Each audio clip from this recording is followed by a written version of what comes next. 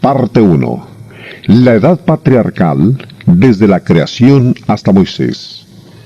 Durante esta primera parte de la historia bíblica, Dios gobernó los grupos familiares de su pueblo por medio de caudillos, quienes fueron conocidos como patriarcas. Esta palabra significa un padre que es gobernador.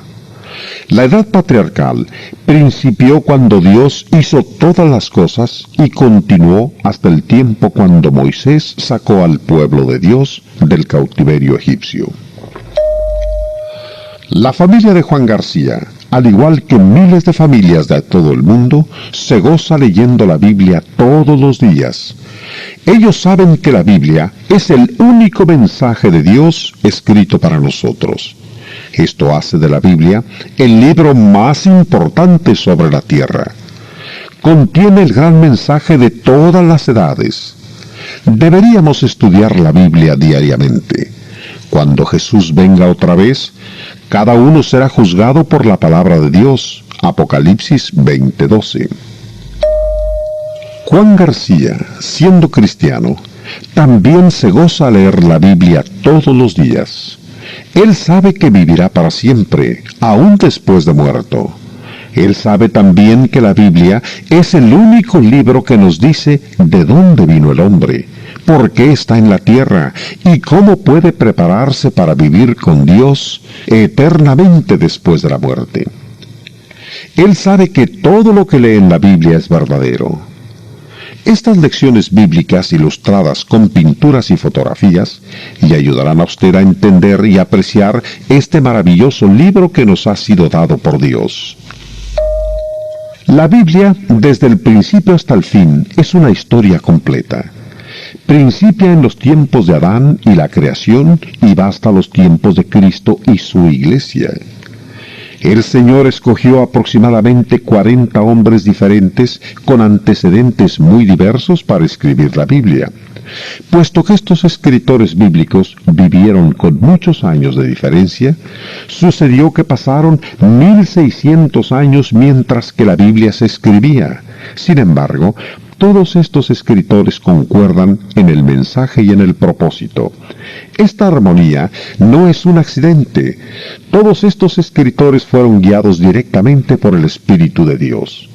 El apóstol Pedro afirma: porque nunca la profecía fue traída por voluntad humana, sino que los santos hombres de Dios hablaron siendo inspirados por el Espíritu Santo. Segunda de Pedro 1:21. La Biblia nos dice en lenguaje claro todas las cosas que Dios quiere que nosotros sepamos acerca de Él y los planes que Él tiene para nosotros. Este cuadro ilustra que hay 66 libros en la Biblia. Los primeros 39 forman el Antiguo Testamento. Los 27 libros restantes forman el Nuevo Testamento. Ambos testamentos son muy importantes. Sin embargo, los libros del Nuevo Testamento son los que guían a los cristianos de hoy. Por ejemplo, cuando una persona quiere ser cristiana, puede encontrar exactamente lo que debe hacer, leyendo el libro de los Hechos en el Nuevo Testamento. El Antiguo Testamento no da esa información. Todos los acontecimientos bíblicos ocurren en cualquiera de los siguientes 3 períodos principales de la historia: la edad patriarcal, la edad mosaica y la edad cristiana. Vea la información que se encuentra al pie de los cuadros. Dios habló a la gente en el primer período de la historia a través de los padres de los grupos familiares, como en el caso de Adán. En la segunda edad histórica, Dios dio sus leyes al pueblo por medio de Moisés. En el tercer período histórico, Dios dio al Evangelio a todo el mundo por medio de Jesucristo. Nosotros estamos viviendo ahora en la edad cristiana. La edad patriarcal principia con Adán y la creación. Después vienen las siguientes personas y acontecimientos más importantes: el jardín del Edén, el sacrificio por el pecado, la maldad, el diluvio, Abraham e Isaac, Jacob y José, José en Egipto, el nacimiento de Moisés y la liberación de Israel por Moisés. Ahora principiaremos con la creación y veremos algunos de los eventos famosos más destacados y a las gentes que participaron en ellos.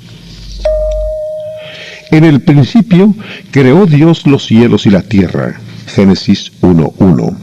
Este es el primer versículo de la Biblia.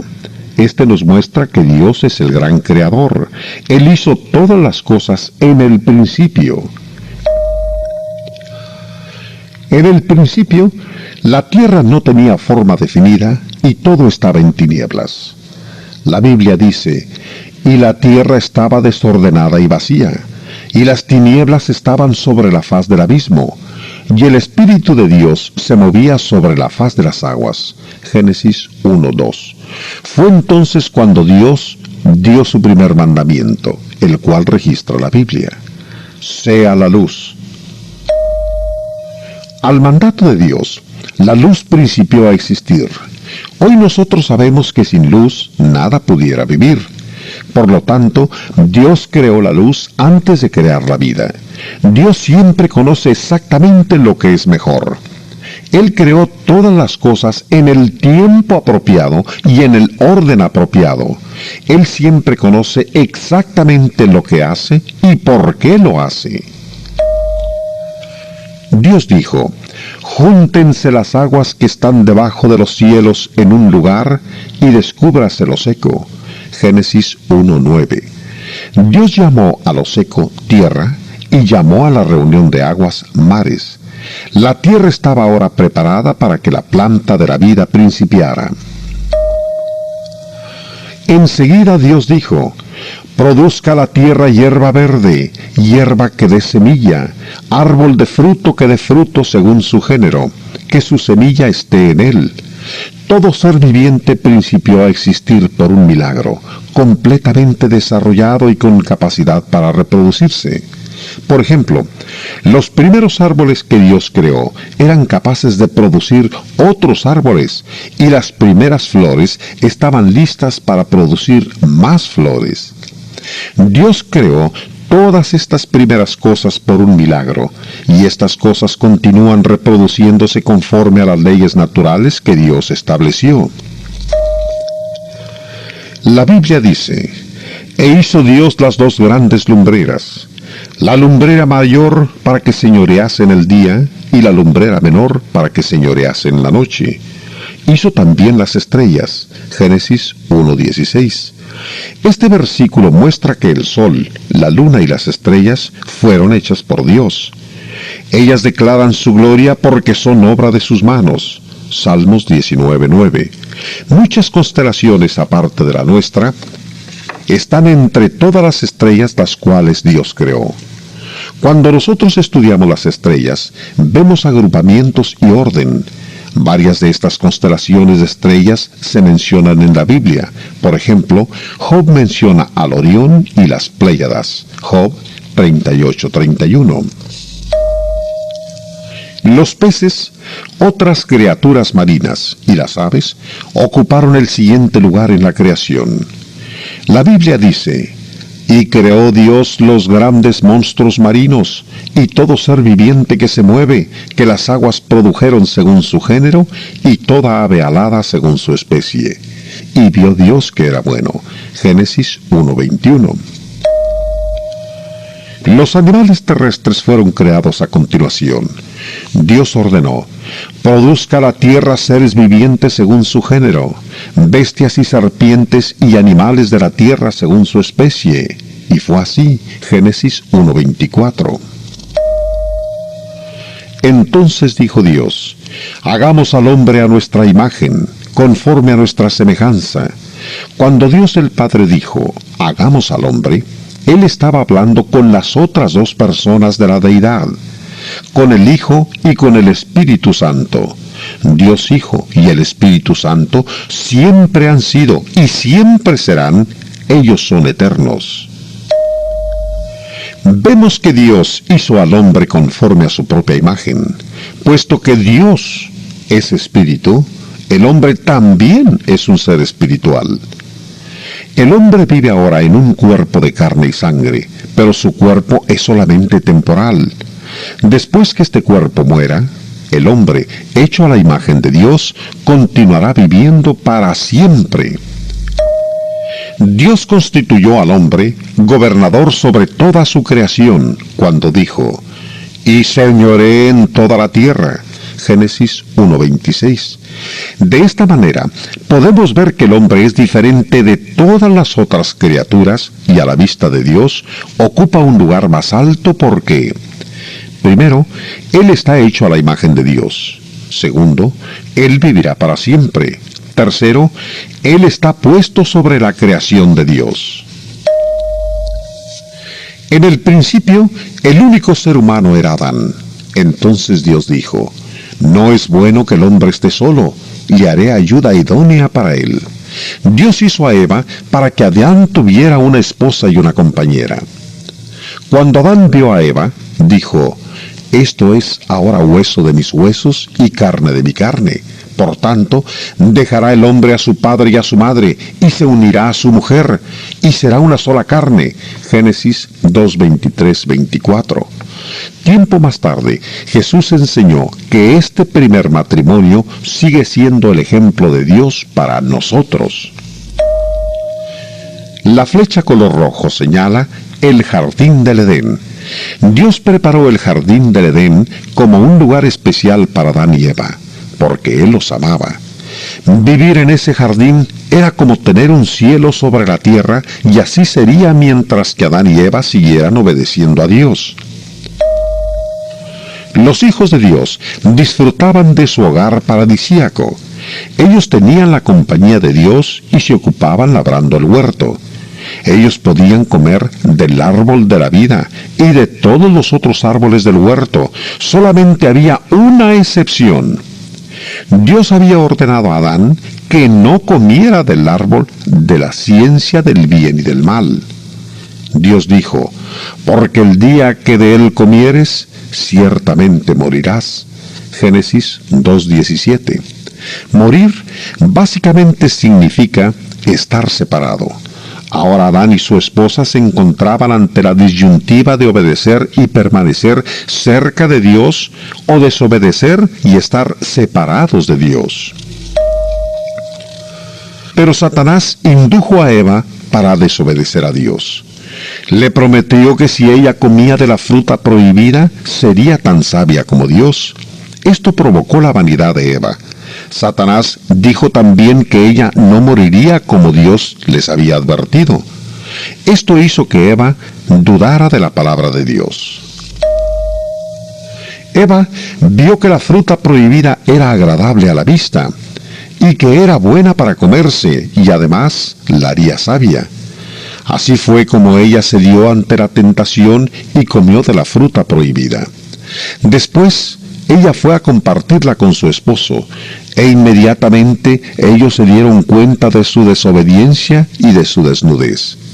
Ellos trataron de esconderse de Dios. Ellos supieron que habían pecado. En la Biblia, la palabra pecado significa desobedecer la voluntad de Dios. A causa de su pecado, Adán y Eva perdieron su hermoso hogar, su íntima amistad con Dios y el derecho de comer la fruta del árbol de la vida. Recordamos que Dios los advirtió de la muerte, una palabra que significa separación. La separación de Dios significa muerte espiritual y pérdida eterna de sus almas. La separación del árbol de la vida dio principio al proceso de la muerte física de sus cuerpos, pero el amoroso Padre Celestial no dejó a sus pecadores hijos sin esperanza. El primer rayo de esperanza que Dios da al hombre se deja ver en las palabras que Él usó para condenar a la serpiente. «Y pondré enemistad entre ti y la mujer, y entre tu simiente y la simiente suya. Esta te herirá en la cabeza, y tú le herirás en el calcañar». Génesis 3:15. Cientos de años después, Jesús, nacido de mujer, Gálatas 4:4, fue crucificado por nuestros pecados. En esta forma, el diablo hirió en el calcañar a Jesús. mas fue una pequeña herida. Pero cuando Jesús se levantó de entre los muertos, él hirió la cabeza de la serpiente, dio al diablo un golpe aplastante. Puesto que Jesús ha muerto en la cruz por nuestros pecados, el hombre puede ahora ser libre de la muerte espiritual. Siendo que Jesús ha sido levantado de entre los muertos, el hombre será libre de los efectos de la muerte física cuando Jesús venga otra vez y lo levante de entre los muertos. La resurrección de Jesús es la prueba de que también nosotros seremos levantados de entre los muertos. Ahora, el sacrificio por el pecado era necesario. Adán y Eva habían pecado cuando desobedecieron a su padre. No había manera por la que ellos mismos se libraran de su culpa. Pero Dios mostró su amor por el hombre, permitiendo que sacrificaran animales para cubrir la culpa del pecado durante los años del Antiguo Testamento. Dios sabía que conforme a su plan, Jesús, el sacrificio perfecto, un día sería ofrecido para pagar el precio total de nuestros pecados. Dios había ordenado al hombre: multiplicaos, llenad la tierra. Adán y Eva, siguiendo el mandato de Dios, tuvieron muchos hijos. 2 de ellos fueron Caín y Abel. Caín creció y se convirtió en agricultor, y Abel fue pastor. Pasando el tiempo, Caín y Abel ofrecieron sacrificios a Dios. Por fe, Abel ofreció un cordero de acuerdo a la voluntad de Dios y fue bendecido. Pero Caín no caminó por fe. Ofreció de lo que la tierra le había producido y fue rechazado por Dios. Caín no se arrepintió de su pecado. En lugar de esto, él fue alimentando sentimientos insanos hacia su hermano Abel hasta que finalmente lo asesinó. Los sacrificios de Caín y Abel representan 2 clases de adoradores. Primero, aquellos quienes, como Abel, adoran a Dios de acuerdo a su divina voluntad. Y segundo, aquellos quienes, como Caín, adoran sin tomar en cuenta las instrucciones dadas por Dios. Dios no acepta sustituciones. No lo hizo en los días de Adán y tampoco lo hará hoy. La maldad pronto principió a llenar la tierra. Mientras la población crecía, la maldad se extendía. El diablo estaba controlando las vidas de casi toda la gente. El pecado cubría a todos, desde el más alto gobernador hasta el más pobre del pueblo. Aún sus pensamientos e imaginaciones tendrían continuamente el pecado y a toda clase de maldad. La justicia, el amor y la misericordia estaban ausentes. Dios vio que el género humano, hecho a su imagen, había caído bajo el poder de Satanás. Dios sufría en su corazón. Él vio que tenía que destruir a la gente perversa. El diluvio fue el medio usado por Dios para quitar a toda la gente mala de sobre la tierra, para que una vez más ésta estuviera limpia. Después de esto, Él daría a la humanidad otra oportunidad para que le sirviera en una forma mejor. Noé y su familia, 8 personas en total, eran los únicos que continuaban obedeciendo a Dios. Por esto Dios escogió a Noé para que construyera un barco gigante o arca de madera de gofer, a causa del gran diluvio, el cual vendría pronto. Noé hizo todo lo que pudo para prevenir a otros, pero ellos no escucharon. Debido a que la gente de ese tiempo vivía muchos años, Noé tuvo aproximadamente 120 años para predicar a la gente y preparar el arca. Dios estaba mostrando su amor y misericordia a la gente pecadora, dándoles tiempo para que cambiaran de forma de vivir antes que viniera el diluvio. Tiempo más tarde, el apóstol Pedro hace referencias a la misericordia que Dios tuvo durante estos acontecimientos. Cuando una vez esperaba la paciencia de Dios en los días de Noé, mientras se preparaba el arca, en la cual pocas personas, es decir, 8, fueron salvadas por agua. El bautismo que corresponde a esto ahora nos salva. Primera de Pedro 3, 20, 21.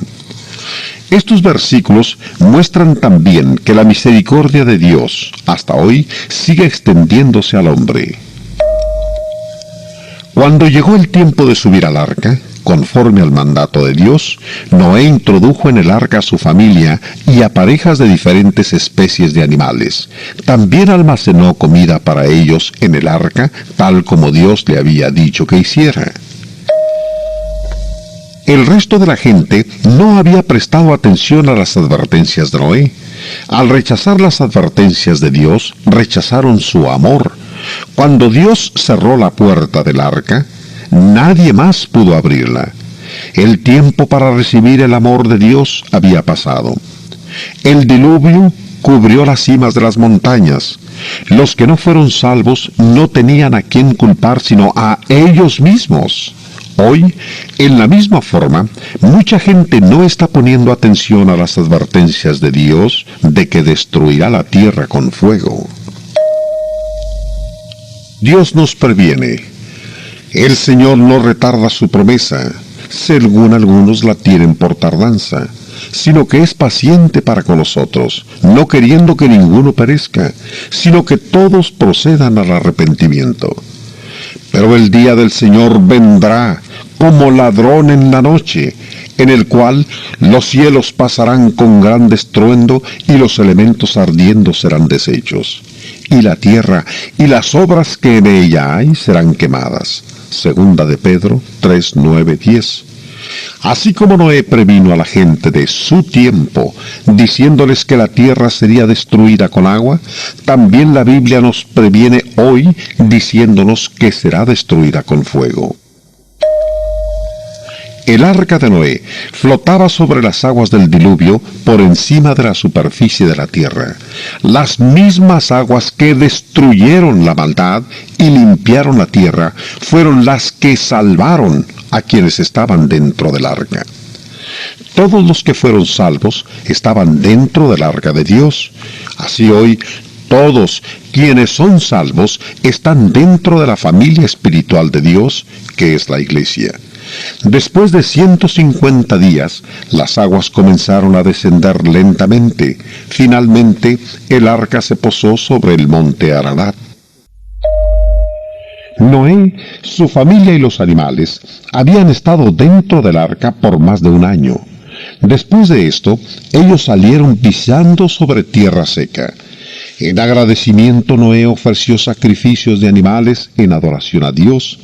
Dios colocó el arco iris en los cielos como una señal de su promesa de que nunca más destruiría la tierra con agua. Pero recordemos la prevención que Dios hace por medio del apóstol Pedro, de que al final de los tiempos la tierra será destruida con fuego. Hay numerosas evidencias de este gran diluvio. Los arqueólogos han encontrado en 2 lugares diferentes un estrato de barro de 2,5 metros de espesor que se fue sedimentando en agua limpia, y bajo él los restos de una civilización. En otros lugares han sido encontrados fósiles de peces y conchas marinas en las cimas de las montañas. En los anales históricos antiguos y en las leyendas de pueblos de diferentes partes del mundo se habla de un gran diluvio. Toda esta información apoya el hecho de que el registro bíblico de un gran diluvio es verdadero y preciso.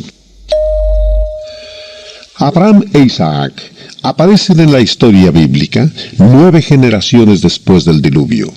Durante estos años, los descendientes de Noé continuaron apartándose de Dios. Dios les había dicho que se multiplicaran y poblaran la tierra. En lugar de hacer eso, ellos principiaron a construir una torre muy alta, la Torre de Babel, esperando no separarse uno del otro.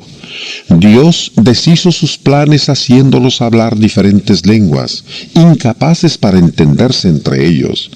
Dejaron de construirla y grupo por grupo principiaron a esparcirse hacia diferentes partes del mundo. Sin embargo, la gente no aprendía nada de estas experiencias, seguían tornándose cada vez más pecadores. Durante este tiempo de confusión y pecado, Dios escogió a Abraham para que le sirviera en forma especial. Al igual que Noé, siglos antes, Abraham era un hombre de fe. Él amaba y obedecía a Dios. Cuando Dios ordenaba, él obedecía al momento. Vete de tu tierra y de tu parentela y de la casa de tu padre a la tierra que te mostrare. Con este mandamiento, Dios prometió a Abraham que por su simiente toda la tierra sería bendita. Esta promesa se refería a la venida de Jesús, quien fue descendiente de Abraham. Dios repitió esta misma promesa a Abraham en varias ocasiones. Prometió a Abraham que sus hijos serían innumerables como la arena del mar o como las estrellas del cielo, pero Abraham envejecía y aún no tenía hijos. Un día, Dios envió 3 mensajeros con buenas noticias para Abraham. Le dijeron que él y su esposa, Sara, tendrían un hijo. Entonces Dios empezaba a cumplir su promesa hacia Abraham, que el mundo se cubriría con su descendencia. Cuando Sara oyó lo que los hombres dijeron, se rió de sí misma. Ella y Abraham tenían casi 100 años, eran demasiado viejos para ser padres. Pero más tarde, Abraham dio gracias a Dios una y otra vez por su hijo Isaac, el cual nació poco menos de 1 año después que Sara se había reído, tal como Dios lo había prometido.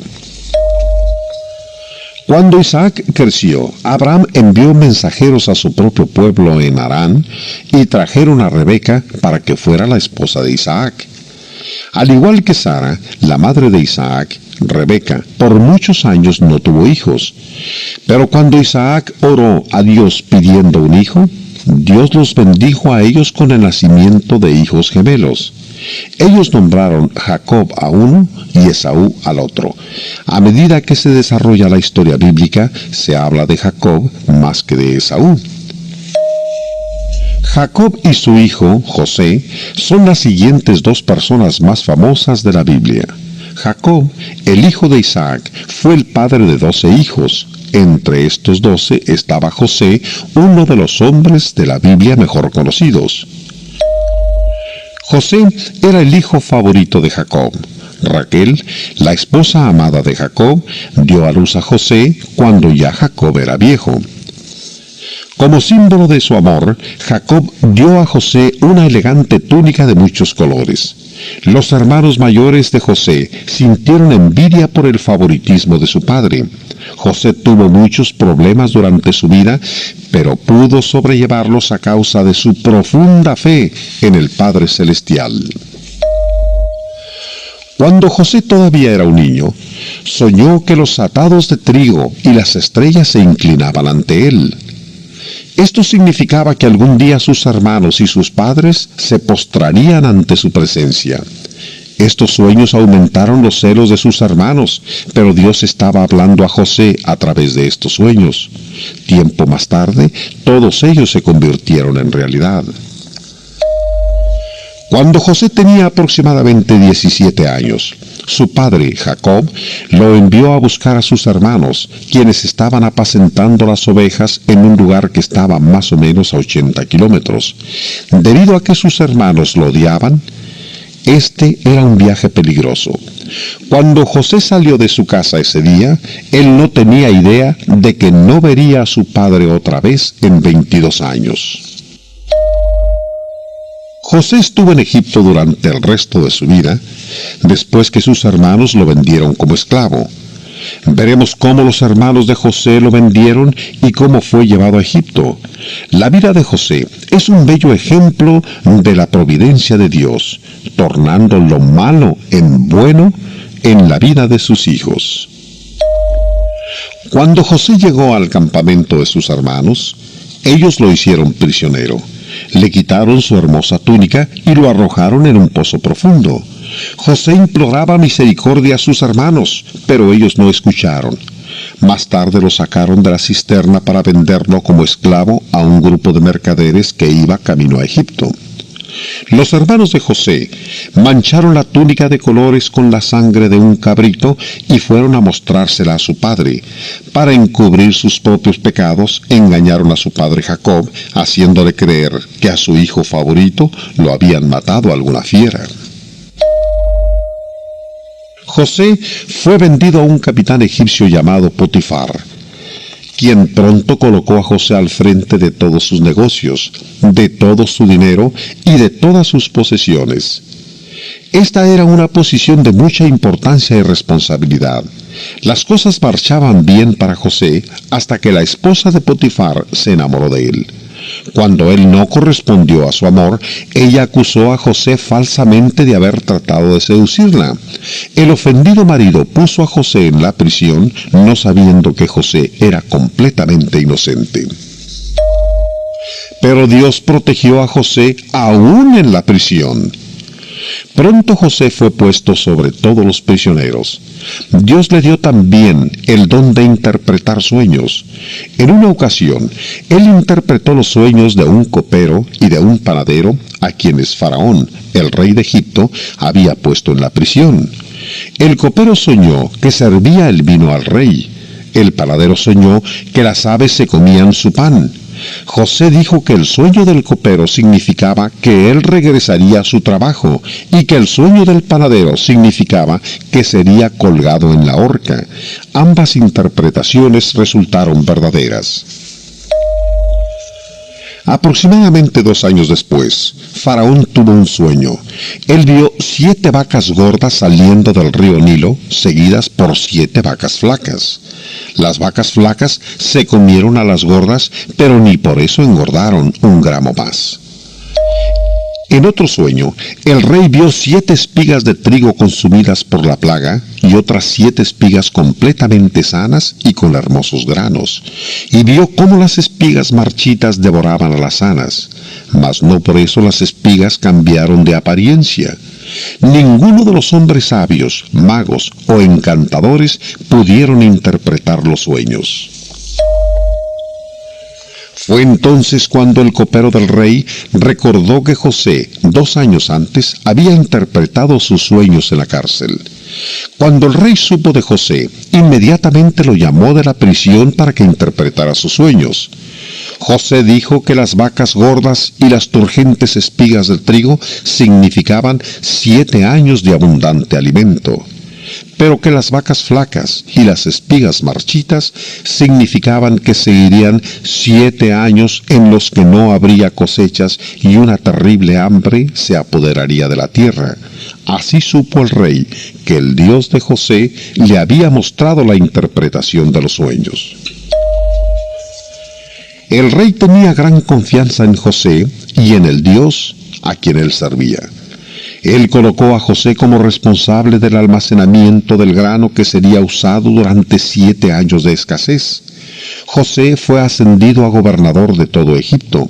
Solamente Faraón era superior a él. En tiempos modernos, han sido descubiertos grandes almacenes subterráneos en Egipto. Estos almacenes tenían capacidad para guardar cientos de toneladas de grano. Después de 7 años de abundante producción de alimento, la tierra se tornó improductiva. El alimento escaseó en todos los países, incluyendo la tierra de Canaán. Cuando el hambre empeoró, los hermanos de José tuvieron que ir desde Canaán hasta Egipto y permanecer ante José implorando alimento. Después de 21 años de separación, ellos no lo reconocían. Este cuadro muestra a los hermanos de José inclinándose ante él, tal como lo había soñado José cuando era niño. Más tarde, José dio a conocer a sus hermanos.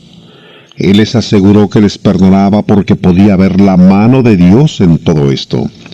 Él presentó a sus hermanos al faraón, quien les dio la bienvenida a Egipto.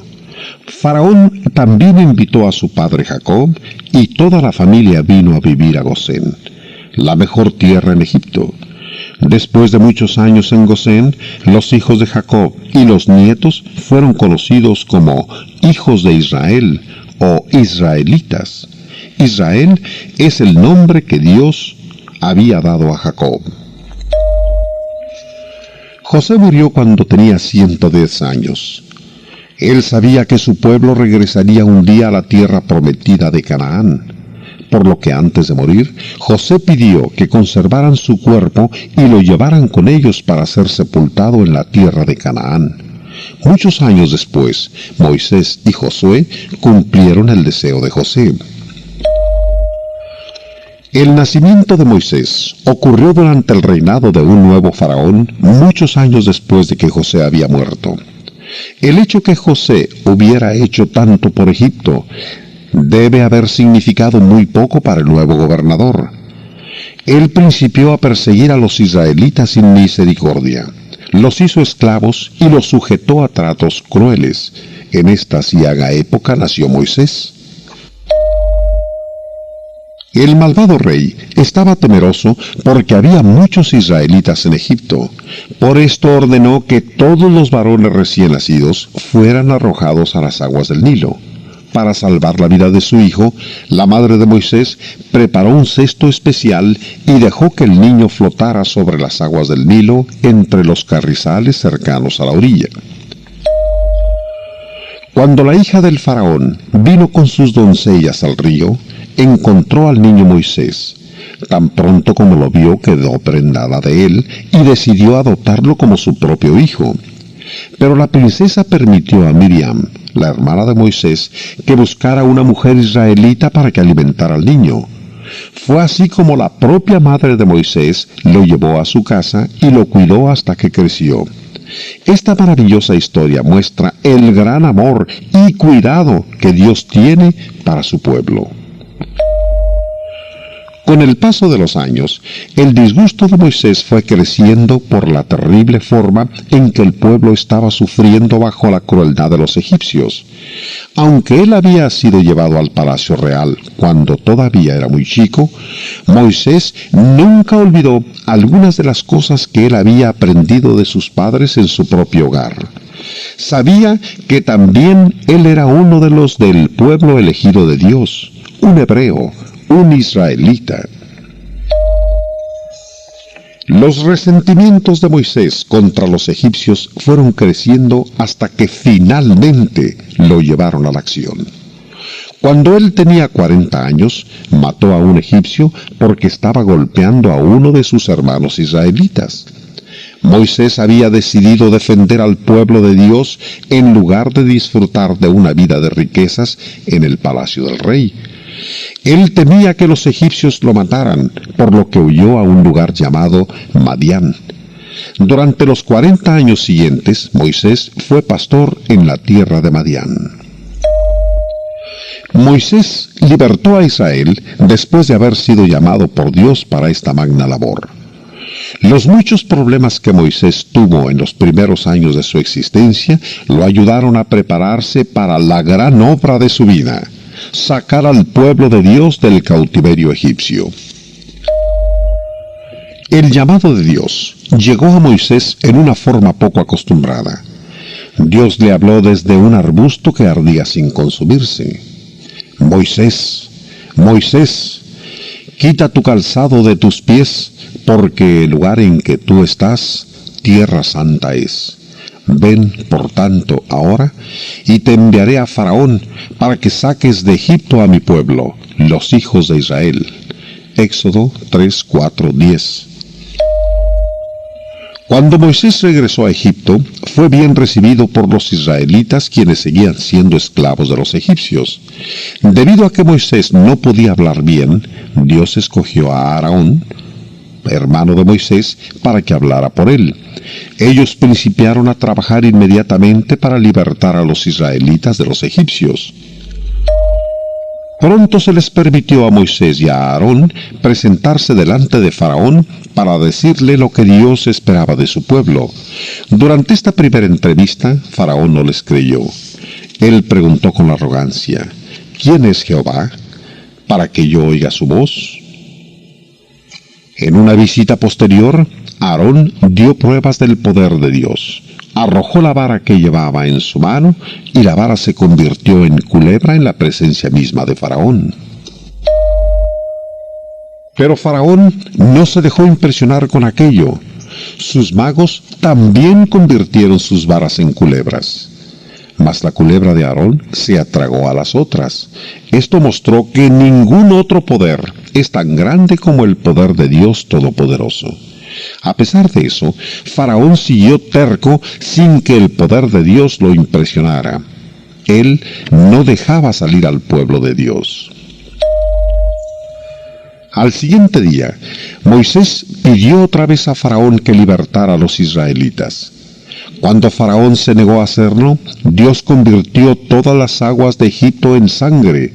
Esta fue la primera de las 10 grandes plagas que Dios envió sobre los egipcios. Otras de las plagas fueron las siguientes.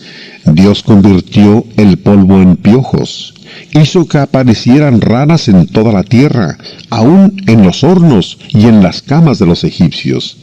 Envió 3 días de tinieblas tan negras y espesas que nadie salió de su casa. Cada plaga mostró el poder de Dios sobre alguna de las muchas deidades adoradas por los pecaminosos egipcios. A pesar de las plagas, Faraón seguía terco. En lugar de dejar libres a los israelitas, los hizo trabajar más duramente. Pero Dios seguía oyendo las oraciones de los israelitas pidiendo libertad. Después que había enviado 9 plagas sobre los egipcios, Dios dijo a Moisés: una plaga traeré aún sobre Faraón y sobre Egipto, después de la cual él os dejará ir de aquí. Éxodo 11:1.